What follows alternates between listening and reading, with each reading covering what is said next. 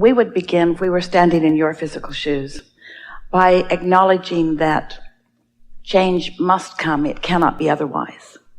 And so you cannot help but play a role in that, because you exist, you observe, you shoot off rockets of desire. But it's helpful to talk about how any creation happens, and isn't all creation change? Because all creation is experiencing what is, acknowledging how it could be better, launching the rocket of desire, and then lining up with it. Yes? So what you might say is, there are a couple of steps that we get to play in this change that we were born to be a part of. We can do the asking part, which we can't help but do that. We can be step 1. Source is going to be step 2. The vortex, the law of attraction, the cooperative components gathered. When you ask, it is given. Someone should write a book about that. So we're using your perspective and your words, we can be step 1 part of the change, where we focus, we really see the injustices, we launch strong rockets of desire because we expose ourselves to strong momentum of unwanted. And so we're part of the big rocket of desire where we not only want, but we demand something to be different. And we can be a part of the allowing part of it, the receiving mode part of it. Whereas once we've asked for the change, that we stand in vibrational alignment by focusing upon what we're looking for, not what we're pushing against. So that we can be the receivers of the thoughts, so that we can be the receivers of the perfect timing, so that we can say the right words, so that we can stand at the right place in the right time. Because what so many young people, or not so young people, are translating this conversation to be is that we have to push hard against what we don't want. And of course, step 1 matters in the equation. But if you stay only in step 1, then you deprive yourself of the connection, of the clarity, of the receiving, of the getting to stand as witness of the improvement. And that's why so much goes so slowly. The protests last too long, and people hold themselves in defiance of their own desires. But you must teach to the clarity of your example.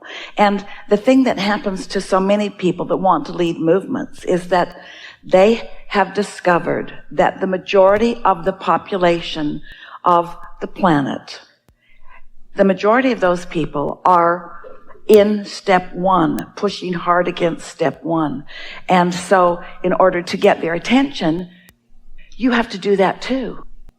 And then you defeat your own platform, because you can't be in step 1 and step 3 at the same time.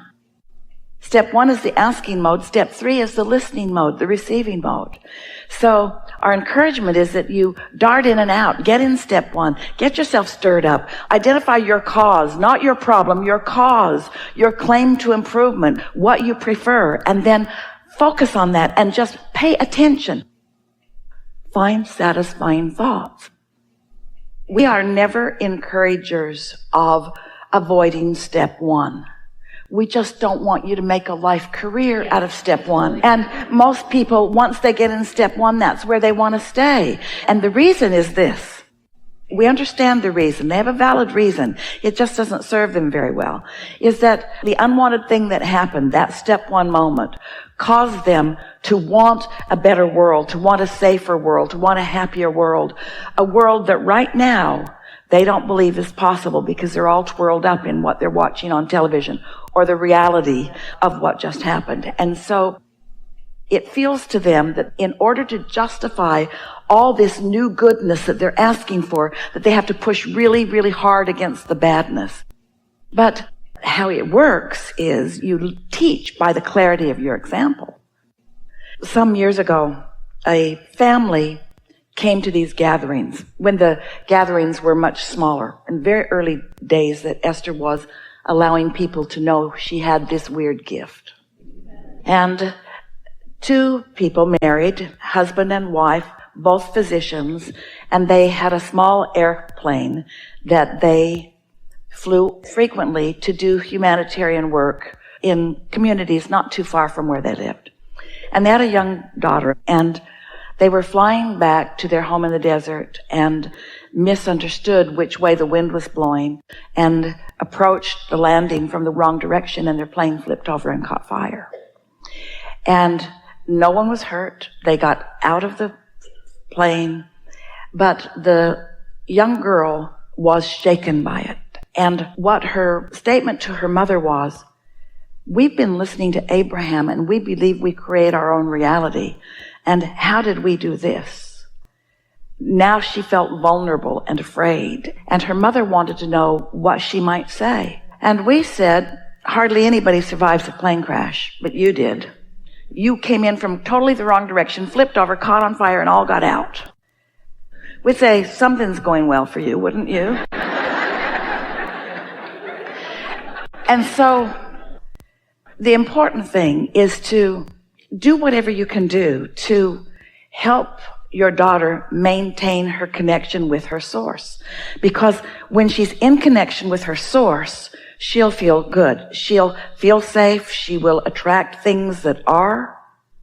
And the worst thing you can do is fan the flames of what makes her feel vulnerable.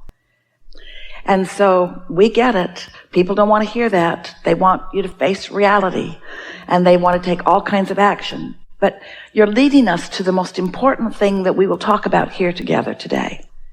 You're really going to like it, how it ties together, and the tool that it will give you for clarity along the way and success in whatever it is you're teaching or living yourself.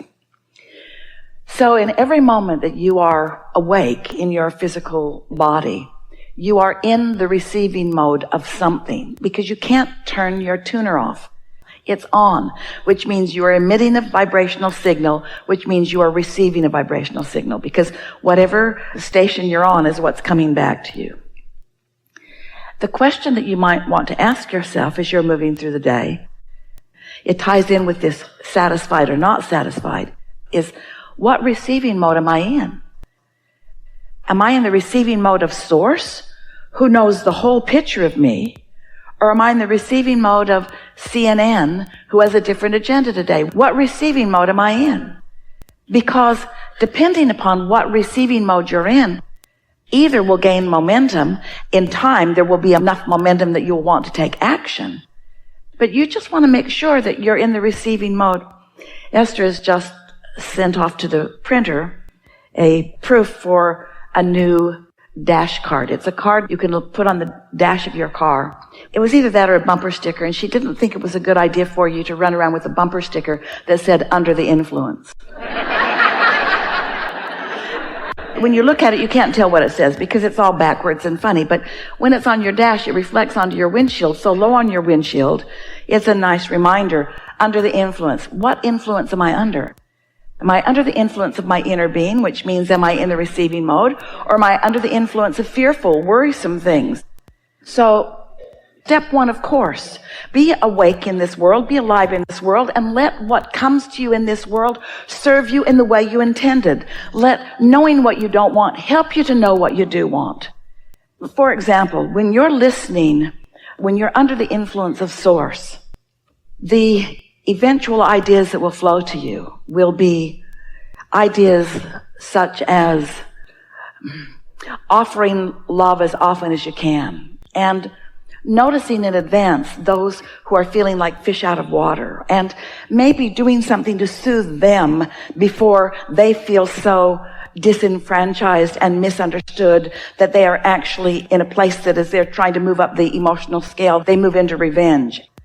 You see what we're getting at? You might be one who rendezvous with someone who is on their way to that kind of an act, but instead they meet you bright and shiny and in love with life and not judging them the way others do, and seeing them through the eyes of Source and maybe saying the perfect thing at the perfect time. In other words, when you're under the influence of Source, you are part of the solution. When you are under the influence of something other than that, you're part of the problem. So you might just want to remind her that there's step one and there's step three, and which part does she want to predominantly be a part of? And of course, you're going to be part of step one. You can't see that without having that knee-jerk reaction and wanting things to be different. But you sure can give your attention to what you want to be different. If you're under the influence of what so many people are, you want to blame them. There's no place for understanding within you about how they even got there. And therefore, there's no moving forward in helping fewer people get there. Law of attraction says you get what you think about, whether you want it or not, and whatever you're thinking about is becoming more and more and more and more and more. Do you want to be part of the problem, or do you want to be part of the solution? You know, we talk about this stuff so much, and audiences hear and have their individual responses to what they hear here.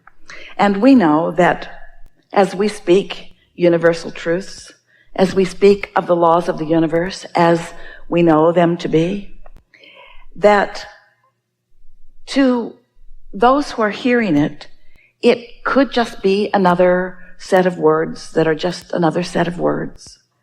We know we can talk to you about your source. We can talk to you about connection. We can talk to you about alignment. We can talk to you about empowerment. We can talk to you about the receptive mode. But until you've actually lived some life and know you want something, and then actually deliberately quieted your mind and stopped the negative chatter and allowed your vibration to rise, and you know you did because of the way you feel in your body, and then received an impulse or a thought that felt satisfying, felt delicious to you, and so you followed it because we had this discussion. And then you witnessed the result of that. And then you know, because words don't teach. So you have to live it yourself. You have to be joyful in this world that could be scary. You have to feel secure in a world that could feel tentative. You have to demonstrate your own connection before you even have an opportunity at all to awaken it.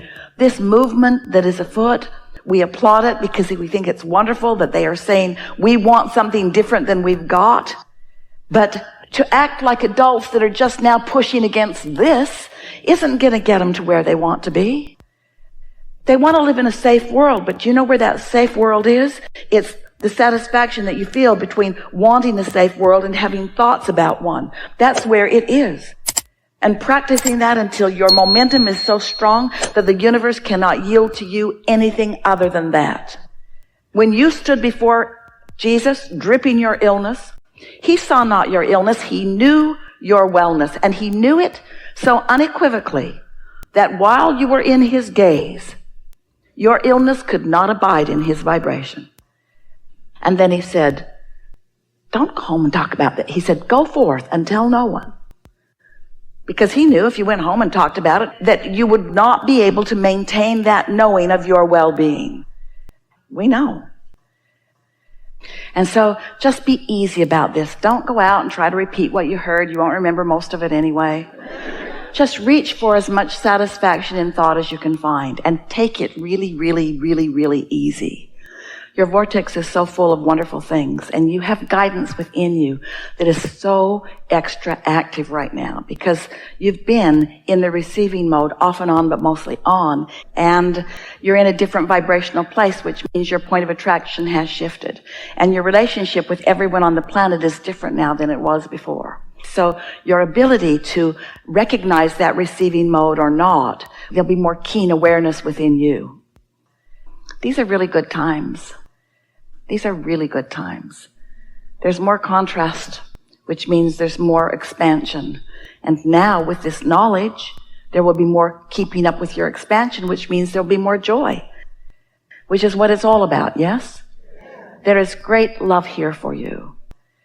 And as always, we remain joyously and stubbornly in your vortex. Yeah.